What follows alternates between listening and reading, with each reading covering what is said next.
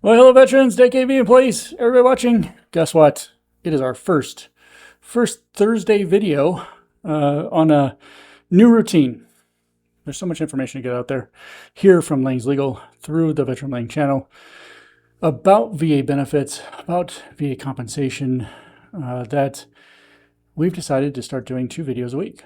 So look for us on Tuesdays and Thursdays now with more topics, more stuff to discuss. So what is it we're going to talk about today with your friendly VA-accredited attorney, Matthew Lang? Well, in previous videos, I've discussed mistakes the Department of Veterans Affairs, the VA, can make when deciding disability claims. Those errors are real. They can include inadequate examinations and overlooked evidence, incorrect effective dates, and the misapplication of statutes, regulations, or VA policy. But today, we need to have a different conversation. Veterans can also make mistakes, and some of those mistakes can seriously damage or otherwise invalidate your claim, veterans. Now, that does not mean veterans is dishonest. It does not mean that the veteran is undeserving, and it does not excuse the VA when VA gets a decision wrong. The reality is that the VA claims process is complicated, highly technical, and often unforgiving. A veteran can make a completely understandable decision, wait too long, miss an examination, submit the wrong form, assume VA already has a record, and lose months or even years of potential benefits. So in this video, I'm going to discuss 10 common mistakes veterans make. I'm going to explain why each one matters, and most importantly, explain what veterans can do differently.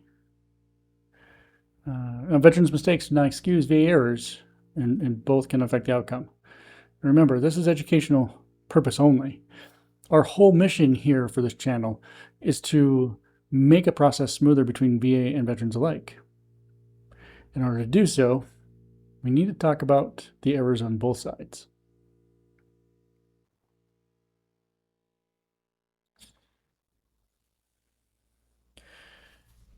So I've seen the claims process from several sides as a veteran, as a VA decision maker, as an attorney representing veterans. The government created the system. VA has a duty to assist claimants in many circumstances, and VA must decide claims fairly under the law.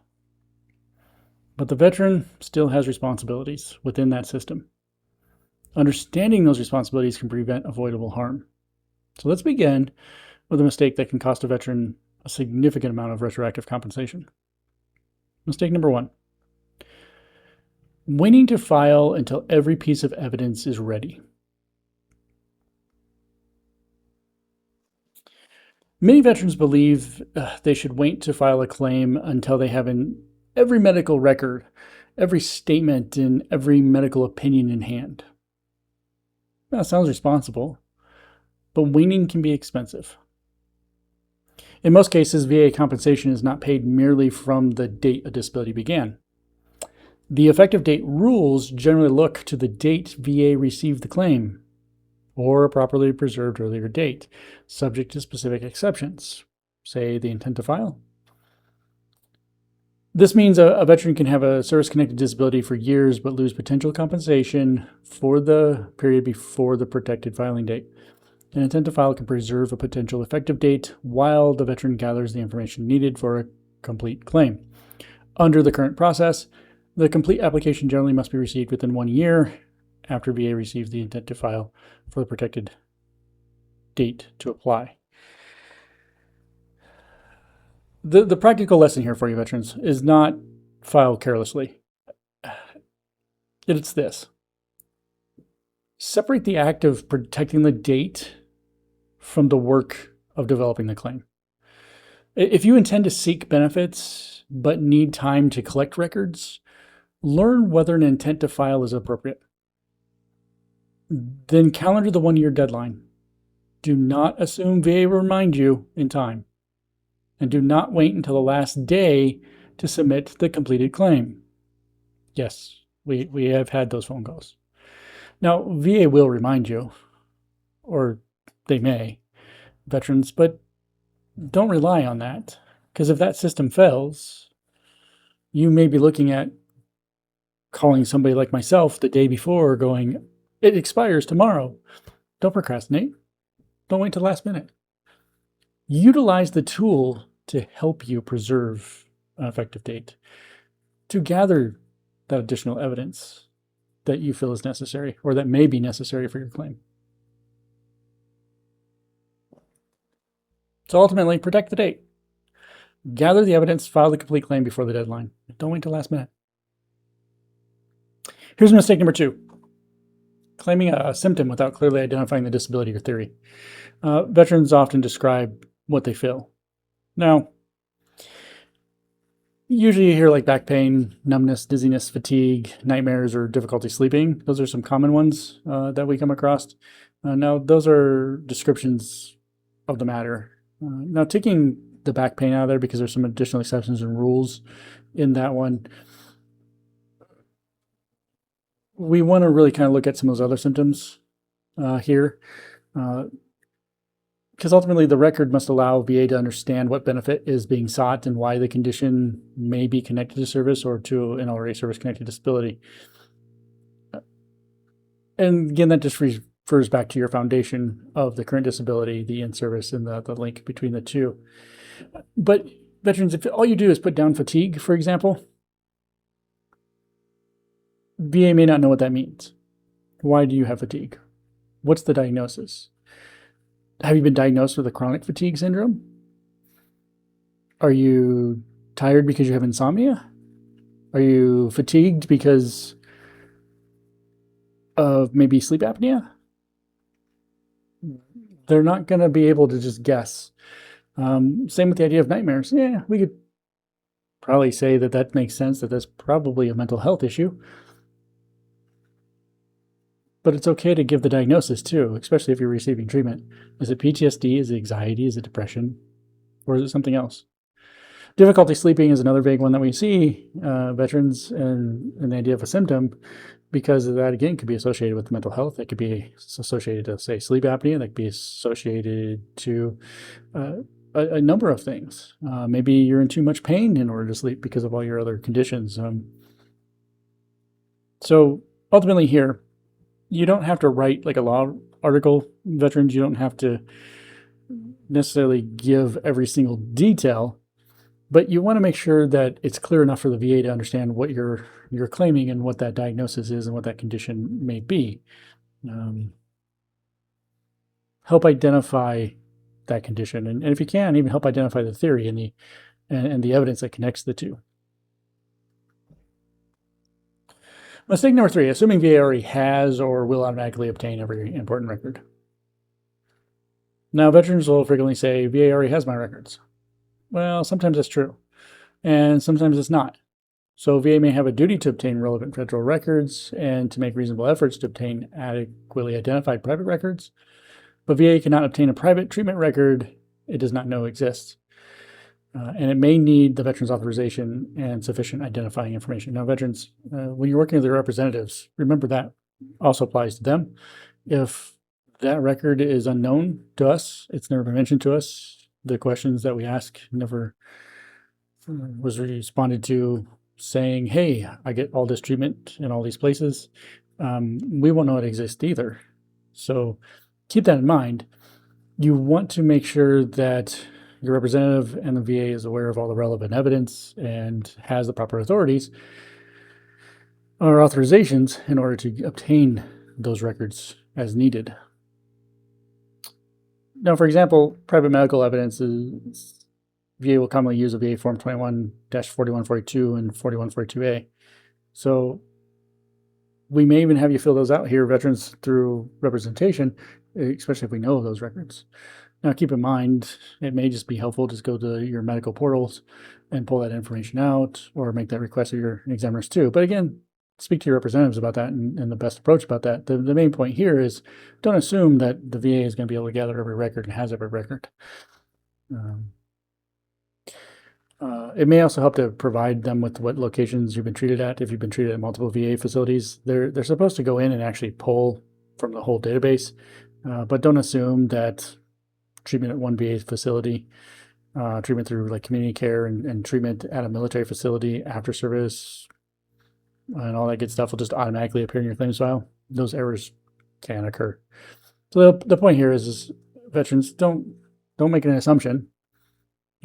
Make sure it's all there and all identified, and the proper authorizations are completed, even if that is a VA form, VA form 21-4142 or 40 and 4142A.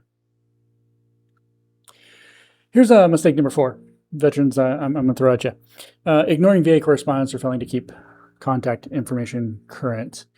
A VA letter may contain a request for evidence, notice of an examination, a proposal to reduce benefits, a deadline to select a review option, or a decision that starts an appeal period.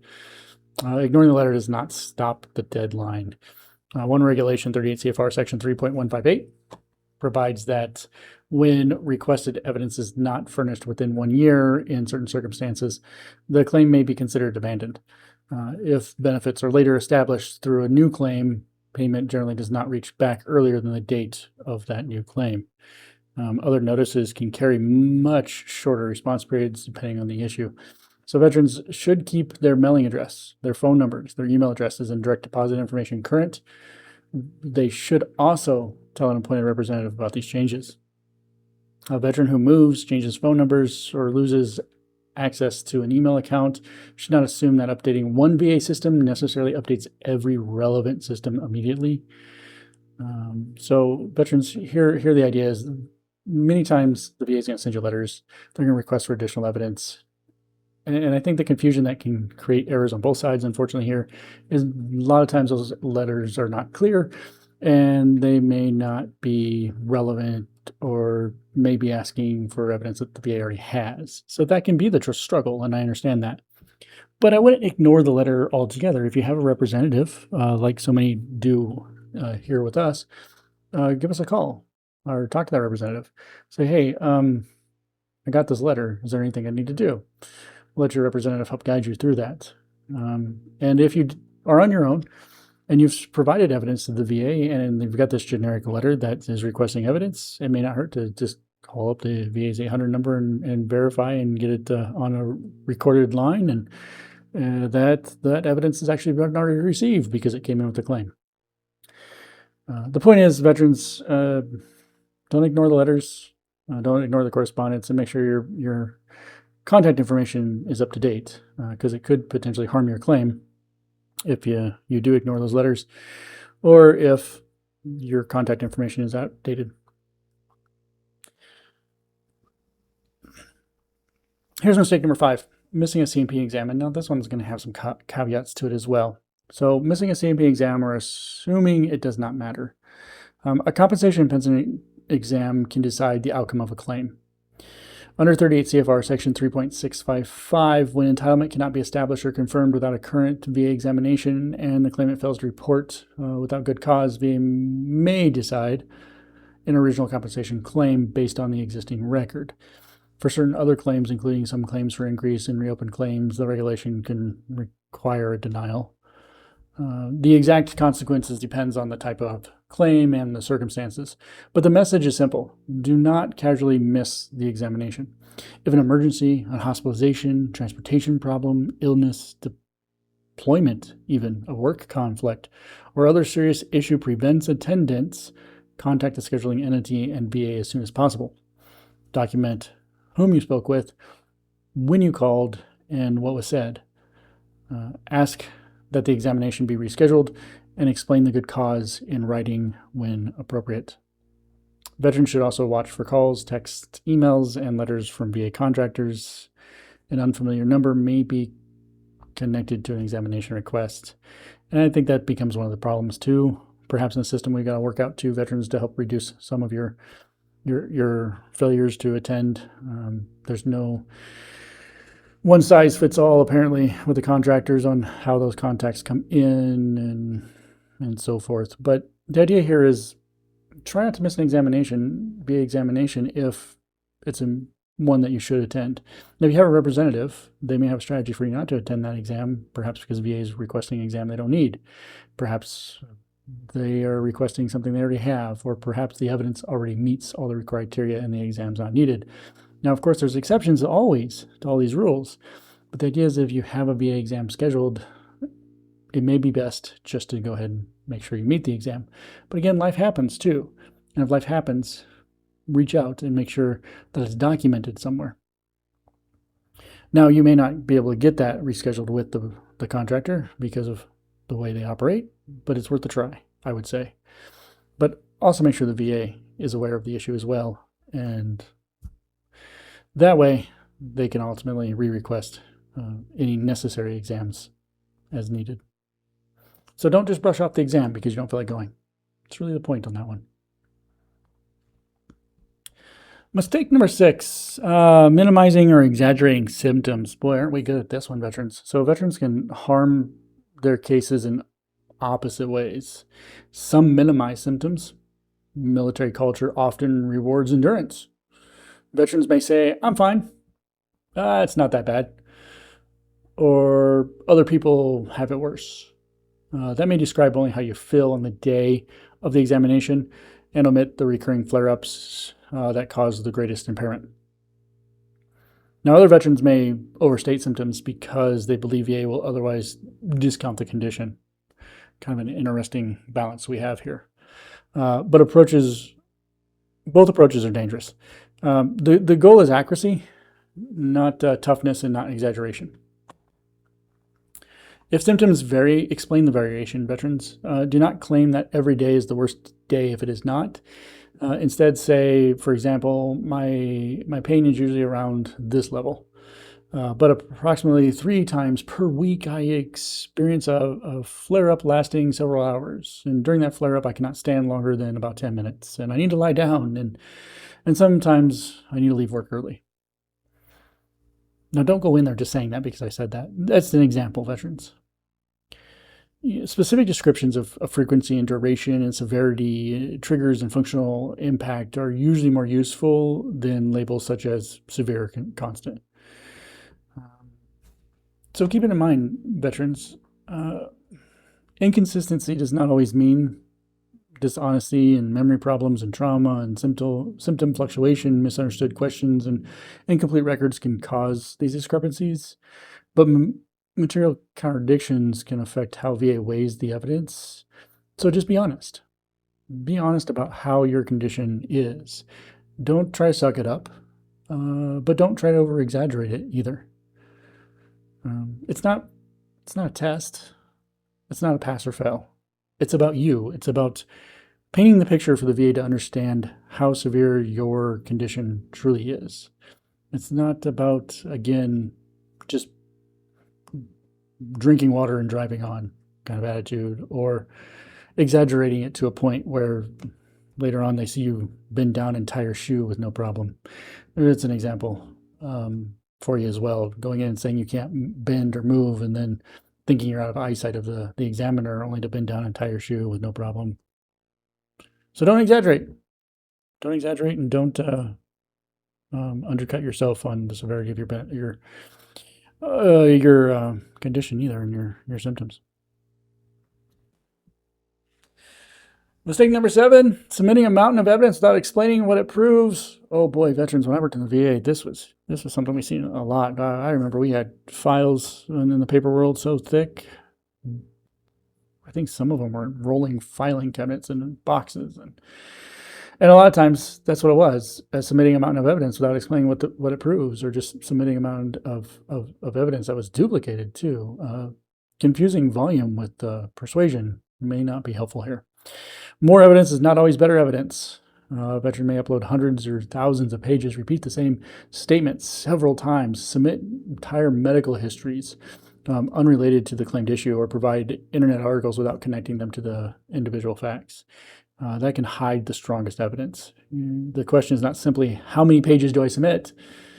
The question is, what disputed fact does each important item help prove? To organize the evidence around the elements of the claim.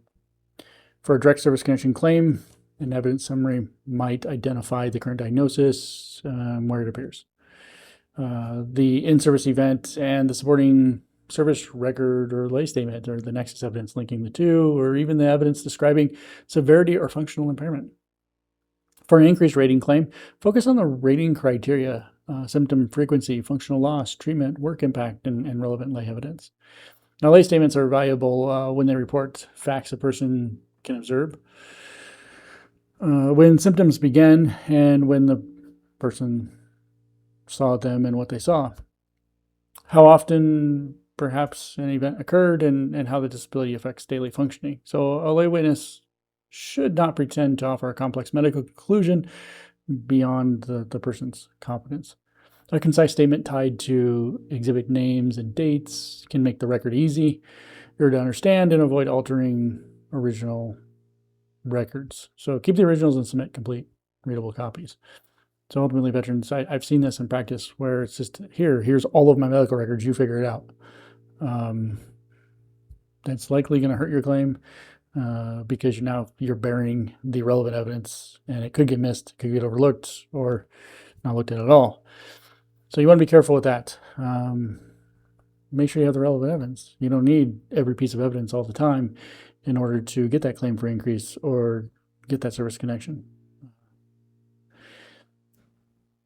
More is not always better in that case. Remember, the evidence should prove a fact, not merely increase the page count. All right, mistake number 8. Choosing the wrong decision review option. So selecting a lane that cannot do what you need. An unfavorable decision, veterans generally have 3 review options. Under the modernization system, a supplemental claim, a higher level review, or in a board appeal, a notice of disagreement to the Board of Veterans Appeals. These options are not interchangeable. A supplemental claim is designed for new and relevant evidence. A higher level review is generally based on the record that was before the prior decision maker. The higher level reviewer cannot consider new evidence. It can be appropriate when the existing record already shows a factual or legal error. Now, the Board of Appeals, though, places the case before a veterans law judge.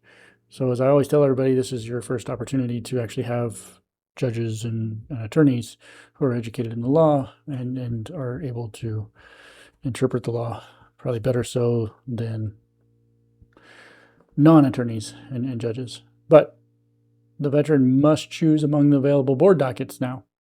The evidence rules and timing differ among direct review, evidence submission, and hearing options. So the mistake is selecting a lane based only on which one sounds fastest or which form someone on the internet recommends. Kind of weird that we're here on the internet talking about this. That's without asking what the case actually needs.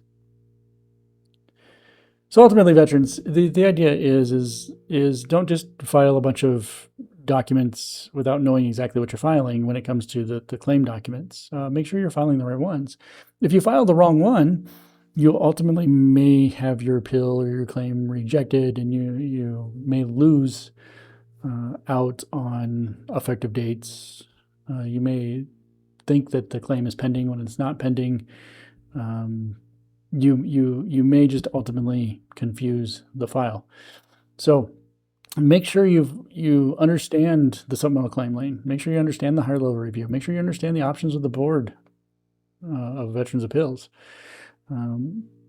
Again, the fastest lane is not always your best choice.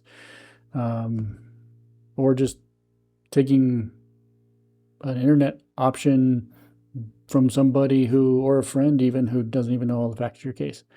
This is where a representative could be very helpful for your veterans. So again, there's my pitch for you that I throw in there occasionally. You can do it by yourself. That's the design. But if you are struggling with it, don't forget, VSOs, VA-accredited agents, and VA-accredited attorneys are out there, like myself, to help you. Our pages are on veteranlang.com and langslegal.com if you want to look us up and have a free VA consult there. Here we go. Mistake number 9. We're coming towards the end here. Mistake number 9, missing the 1-year review period or breaking continuous pursuit. This is huge. So many veterans I talk to, veterans and so many that we help, are always wondering, will my effective date go back to the beginning of time? And then I find out that they gave up at some point, or even just missed that continuous pursuit for a month, even a day, and it just throws everything off. And you leave benefits on the table at that point. So the mistake can ultimately be financially devastating. Under the modernization review system, a claimant or a veteran can generally preserve continuous pursuit by filing an available review option within 1 year after VA issues the notice of decision, and by continuing to act within the applicable 1 year periods after subsequent decisions. So if continuous pursuit is broken, a later award may receive a later effective date, even when the underlying disability existed before that date. Do not confuse disagreement with an appeal. Calling VA to complain is not the same as filing the required form. Uploading a general statement may not initiate the correct review. Filing another application for the same previously denied issue may not preserve the earlier date in the way a timely decision review request would. Read the notice letter. Identify the decision date. Identify the last date for action and confirm the correct form and submission method. Then keep proof that VA received it. So this error really leads into the one previously, the number 8 up there. You really need to know the form, but at the same time, veterans, don't let that appeal period, that 1 year lapse and pass you by before filing again on that decision, because you ultimately, again, are leaving benefits laying on the table. Now, of course, the law has exceptions. Sure, yes. Some of you might be going, but what if? I understand. But remember, this is just general education and what we see. All right, here we are. We're down to mistake number 10. As I promised, I only have 10 of them for you, veterans.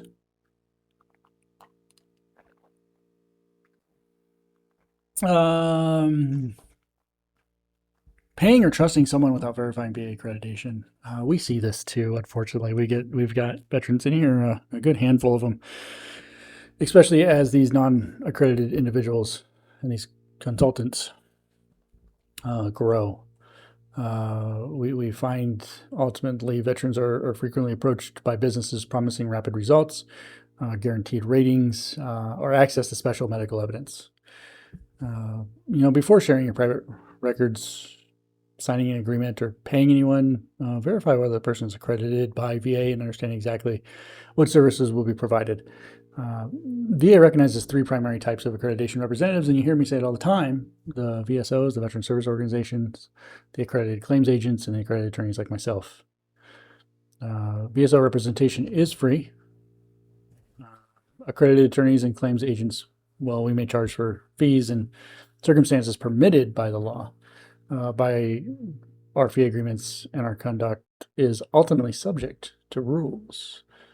And I think that's the biggest difference. When you're with a non-accredited individual, they are not held to those same standards when it comes to fees that are permitted and those subjective conduct rules. Now, sure, keep in mind, accreditation does not guarantee a skill, and an impressive website does not guarantee accreditation. I get that. But verify the individual, not merely the company name. Invades the accreditation system search. Again, you'll find that link on the bottom of my Veteran Lane page. If you're looking to get there quickly, check it out. See if the person is VA accredited. Ultimately, a lot of the non-VA accredited individuals do post inside their website in small print. I've noticed that they are not VA accredited. So just be aware of that. You might be able to just peruse their page and find that information. Ultimately, understand how the fees are collected, whether expenses are separate, and who will communicate with the VA, and whether the person can actually access and represent you in the claims process. Just be cautious, veterans, because I'm finding that the errors that are caused by the non-accredited individuals from the veterans that we do serve are costing veterans money that underneath the rules they would not be paying, or we would not be allowed to collect as accredited individuals, attorneys, agents, VSOs. It could ultimately delay your claim because of bad evidence, bad information. Just be cautious. Be cautious.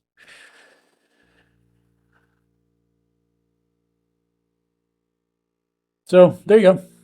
10 errors of what I've seen over the years of working in the VA, what I see back here representing veterans, what I see when I talk to veterans, just in passing and so forth.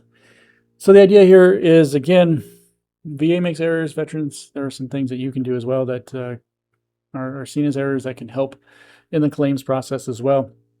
There are more than one side working ultimately here in the process. So if we can get both sides to minimize errors, then ultimately we should be able to get a smoother process to receive those benefits you rightfully deserve, veterans. All right, there you go. Our first Thursday video and more to come as we start doing our Tuesdays and Thursdays. Don't forget to check us out on the veteranlang.com page. Again, we're starting to build an educational section there so you can get some more information out of there. We've got some stuff already there. We do have a VA disability calculator. Somebody mentioned to me that it was off on a calculation recently. Keep in mind, it's not a perfect setup. It's not able to account for every little detail, and I think the calculation was off because of some sort of SMC issue. But do remember, it is an educational tool. It's only an estimate to get you fairly close, but I know it wasn't very far off from what I hear. But understand it's all educational information out there for you to utilize, veterans, to ultimately help you with your claims and your appeals. So I will see you next week, where we'll take a crack at 2 more videos, one on Tuesday and one on Thursday in our new process here, just so we can get some more information out. Until then, if it's a tremendous Tuesday, maybe it's a terrific Thursday. Have a wonderful week.